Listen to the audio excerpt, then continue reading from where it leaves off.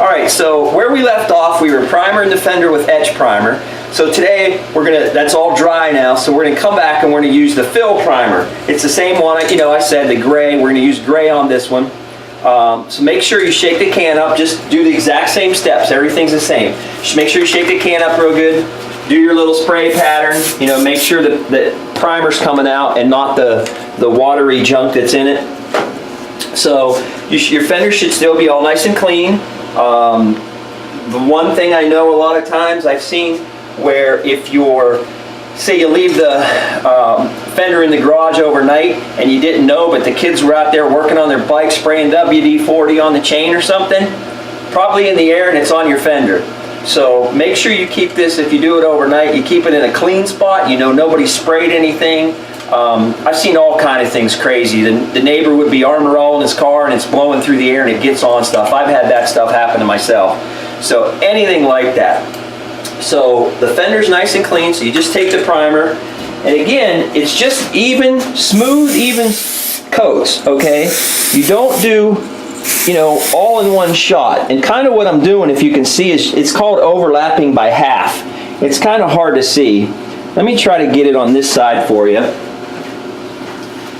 So what you want to do, you want to kind of aim right here, right at the edge of that when you paint.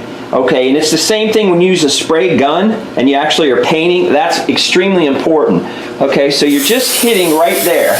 Okay, now my next coat, I'm going to hit right here. And what it's going to do, it's going to go half on here and half on here. Okay, so that's what you want to do. It'll say overlap, by half or whatever, overlap by 3/4.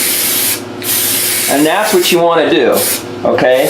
On these little brackets, make sure you get all the sides. A lot of times you just kind of do it like this and you don't pay attention. Well, you didn't get the other side, okay? Now, with primering, it's not the end of the world, okay? But when you paint and you don't get that, you're gonna have dry edges, they call it, where you don't have the paint on the edges. So make sure you do that.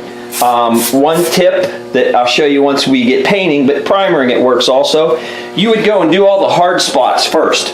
So you would take the fender, primer all this underneath, primer the edges. I just hit it. Okay, primer the edges and do all that kind of stuff. And then you would set the fender where you want it, and then you'd primer it.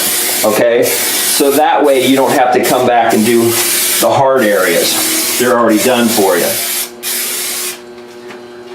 Okay, so you see I'm just overlapping, and you would just continue to do this the same way.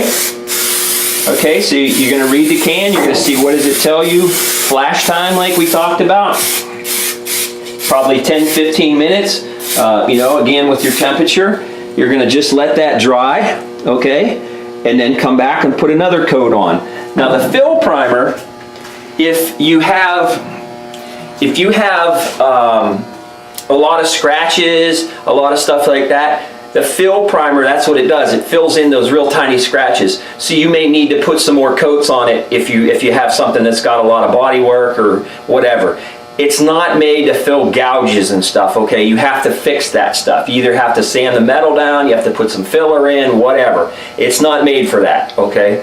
So you really just want to put a couple light coats on there, and then once this is dry, we'll come back and I'll show you how to wet sand, dry sand, that type of thing. But that's what you do with the fill primer. You just put a bunch of light coats on there and you're good to go. So when we come back, we'll show you how to do the sanding part.